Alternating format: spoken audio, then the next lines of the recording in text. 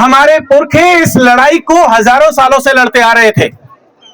ये लड़ाई थी इस समाज में बराबरी की, ये लड़ाई थी हमारे साथ होने वाले भेदभाव को खत्म करने की, ये लड़ाई थी इस बात को इंश्योर करने की कि किसी की जात देखकर, किसी का नाम देखकर, किसी की शक्ल देखकर, किसी की भाषा या क्षेत्र के आधार पर जो भेदभाव हो रहा है, जो हिंसा हो रही है, उस हिंसा को खत्म किया जाए और ये समाज बराबरी से आगे चलता रहे। हम सब लोगों के साथ बराबरी का जो है ट्रीटमेंट किया जाए, इंसान को इंसान की तरह माना जाए और इसी बात को लेकर के हमारे पुरखे लड़ते रहे। उस लड़ाई में एक अहम पड़ाव आया जब ये देश आजाद हुआ। आजादी के साथ हमारे पुरखों ने हमारा कॉन्स्टिट्यूशन बनाया, एक आईन बनाया और उस आईन में इस बात को इंश्योर किया था कि ये देश में किसी के साथ किसी भी आधार पर भेदभाव नहीं होगा।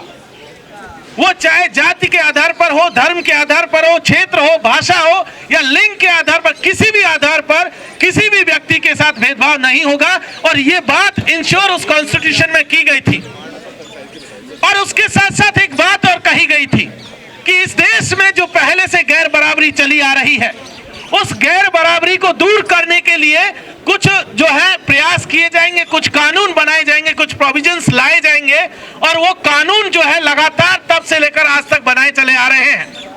मंडल कमीशन की रिकमेंडेशन में शुरुआत में एक बात कही गई कि इक्वलिटी जो है इक्वल्स के बीच में एस्टेब्लिश होती है, लेकिन अगर सोसाइटी इक्वल नहीं है तो अनइक्वल लोगों को इक्वल लाने के लिए कुछ ऐसे डिसीजंस लिए जाते हैं कि वो बराबर आ सके, सब लोग एक साथ चल सके। और उसी कड़ी में रिजर्वेशन भी उसका एक हिस्सा था कि इस देश के दलित पिछड़ों को, ओबीसीज को बाद के दौर में ये इंश्योर किया गया कि नौकरियों में, शिक्षा के क्षेत्र में उन्हें बराबर लाया जाए ताकि वो भी इस देश को बेहतर बनाने में अपना जो है योगदान दे सके, इस देश के मुस्तकबिल को बेहतर बना सके, इस देश को अपने पुरखों के सपनों का जो देश है वो बना सके, जो संविधान में जो मूल भावना थी उसके हिसाब से देश बना सके। उस तरीके के प्रयासों को चलते ये तमाम तरीके के प्रोविजंस किए गए और हमने देखा कि उस जाति को खत्म करने के लिए, उस भेदभाव को खत्म करने के लिए विश्वविद्यालय में रिजर्वेशन का भी प्रोविजन आया था। और उसके साथ साथ ये भी इंश्योर किया गया कि सिर्फ नौकरी और एडमिशन का मामला नहीं है, अगर कोई बच्चा पढ़ता है और उसके साथ कैंपस के भीतर कोई भेदभाव होता है तो उस भेदभाव को भी खत्म करने की जिम्मेदारी इस देश के हुक्मरानों की थी। लिहाजा 2012 में पहली दफा ये काम इंश्योर किया गया कि इक्विटी प्रमोशन के लिए एक एक्ट लाया गया और कहा गया कि इस देश में होने वाले जातिवाद को, इस इंस्टीट्यूशंस में होने वाले भेदभाव को रोकने के लिए कुछ एक्शंस लिए जाएंगे। लेकिन जो 2012 का जो गजट नोटिफिकेशन जो एक्ट आया था उसमें कुछ खामियां रही और उन खामियों के चलते हमने देखा कि उसी 2012 में हमारे एम्स के भीतर अनिल मीणा सुसाइड किया। लेकिन इक्विटी कमेटी या जो एक्ट आया था उसमें कोई उसको न्याय नहीं दिया गया। हमने देखा 2016 के भीतर कि किस तरीके से रोहित को जो है मरने के लिए मजबूर किया गया। हमने देखा 2018-19 में कि किस तरीके से पायल तड़वी को जो है सुसाइड करने के लिए मजबूर किया गया। एक आदिवासी बच्ची जो डॉक्टर बनने के लिए गई थी, उस बच्ची को फोर्स किया गया, उसे लैब यूज नहीं करने दी गई, उसके साथ लगातार प्रताड़ना हुई और हमने देखा कि वो बच्ची उस प्रताड़ना से तंग आकर के उसने सुसाइड कर लिया। 2012 का एक्ट उस सुसाइड को नहीं रोक पाया, उसे न्याय नहीं दिला पाया और वही 2012 का एक्ट रोहित वेमुला को भी न्याय नहीं दिला पाया। हमने उसके बाद देखा कि दर्शन सोलंकी के साथ जो हुआ उस एक्ट को ने उसे भी न्याय नहीं दिया। हमने डेल्टा मेघवाल को देखा, हमने इंद्र मेघवाल को देखा, हमने ऐसी तमाम केसेज को देखा, उन तमाम लोगों को देखा कि उन्हें न्याय नहीं मिला। और एक लंबे जद्दोजहद के बाद इस देश का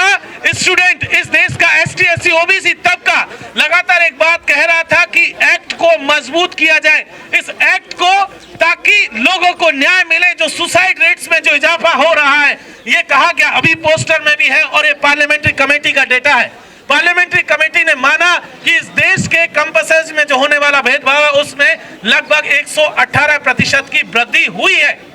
ये पार्लियामेंट्री कमेटी का डेटा था और कहा गया कि लगभग 600 के आसपास जो है सुसाइड इस देश में पिछले 5-6 सालों में हुए। और उसके बाद उस कमेटी की रिकमेंडेशंस थी कि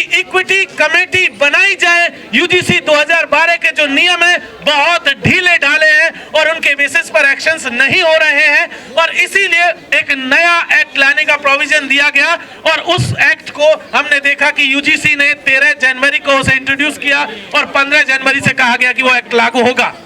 इससे पहले कि वो एक्ट कैंपसेस तक पहुंचता, कैंपसेस में उसकी एग्जीक्यूटिव काउंसिल होती और उसे एक्ट को लागू करने की बात चलती, उससे पहले इस देश का एक तबका उसके खिलाफ उठ खड़ा हुआ और उसने उसे इस तरीके से रिप्रेजेंट किया कि जैसे कि वो उसके खिलाफ है। उन्होंने इसको ऐसे रिप्रेजेंट किया कि एसटी, एससी, ओबीसी को अगर जातीय भेदभाव जो हो रहा है उस पर अगर मान्यता मिल जाती है तो उन्हें कल्प्रिट बना दिया जाएगा। ये उसी तरीके का वाकया था कि आप महिलाओं के लिए कानून बनाएं और पुलिस झंडा लेकर के सड़क पर निकल जाएं कि ये तो भाई हमारे खिलाफ है, इसलिए महिलाओं के लिए कानून नहीं बनाने देंगे। या आप चोरी रोकने के लिए कानून बनाएं और आज जो चोर लोग हैं वो निकल जाएं कि भाई ये तो हमारे खिलाफ मामला है, बाकी लोग निकल जाए। तो इस तरीके से अगर इस बात की कही जाए तो इस देश में हम सब ने देखा है कि कानूनों का दुरुपयोग किस तरीके से सत्ता और सरकारें करती रही है, लेकिन पूरा का पूरा इंटरप्रिटेशन बदल दिया गया क्योंकि उनके साथ में मीडिया था, उनके पास में एजेंसीज थी, उनके साथ में लोग थे, उनके साथ में शंकराचार्य तक शामिल थे, उसके साथ में अधिकारी भी शामिल थे और एक ऐसा माहौल बनाया गया, इस देश में एक नैरेटिव गढ़ा गया। एक वीडियो हमने पिछले दिनों वायरल होते हुए देखा जिसमें कहा गया कि दिल्ली विश्वविद्यालय के एक प्रतिष्ठित कॉलेज का उदाहरण देकर के एक व्यक्ति कहता है कि वहां दो बच्चियां,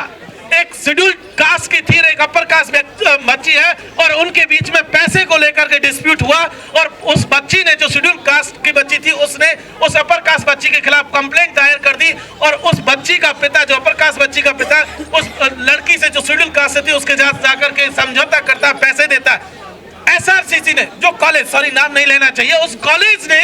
उस एक नोटिस निकाल करके उसको खंडन किया कि ऐसा कोई मुकदमा नहीं हुआ, ऐसा कोई केस नहीं आया। ये केस आने से पहले तो उसे दिल्ली यूनिवर्सिटी के भीतर एग्जीक्यूटिव से पास होना था।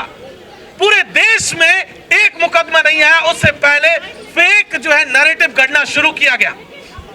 और यही वो चीज है, यही वो डोमिनेंट जो है आइडियोलॉजी है, यही वो डोमिनेंट कास्ट है जो इस देश में हजारों सालों से एसटी, एससी, ओबीसी, महिलाओं के खिलाफ, दिव्यांगों के खिलाफ काम करता रहा, अपनी हेजेमनी को बना करके रखे हुए। हम जानते हैं कि इस देश में कि किस तरीके से 99% इस देश के हेड ऑफ द इंस्टीट्यूशंस, वो सेंट्रल यूनिवर्सिटीज हो चाहे कॉलेज हो, उनके जो मुखिया हैं वो अपर कास्ट से आते हैं। हम ये बात जानते हैं कि इस देश की सेंट्रल यूनिवर्सिटीज में 96% प्लस जो प्रोफेसर्स हैं वो अपर कास्ट से आते हैं। इसलिए ये कह देना, क्योंकि ये नेक्सस जो है एक्सपोज हो सकता था, उनके वो जो एट्रोसिटीज कर रहे थे, उनके जो अत्याचार थे वो एक्सपोज हो सकते थे और इसीलिए इस एक्ट के खिलाफ माहौल बनाया गया। हमने ये भी देखा कि अक्रॉस पार्टी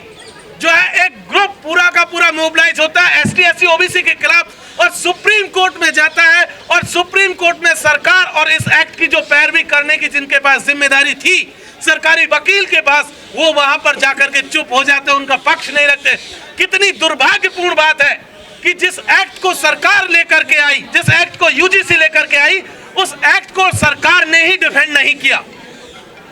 ये सच में शेमफुल है।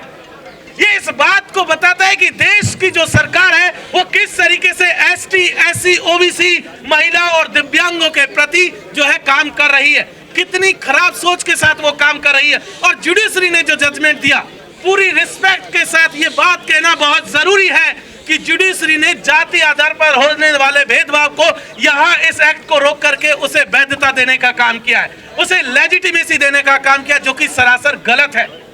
क्योंकि अगर उस एक्ट को आप रोक करके अगर लेजिटिमेसी देते हैं तो आपको हर एक्ट के खिलाफ इसी तरीके की चुनौतियों का सामना करना पड़ेगा और सरकार इस तरीके से अगर बैकफुट पे जाती रही तो लगातार उसे बैकफुट पे जाते रहना पड़ेगा। इसीलिए हम यहाँ से जंतर मंतर से एक बात कहना चाहते हैं,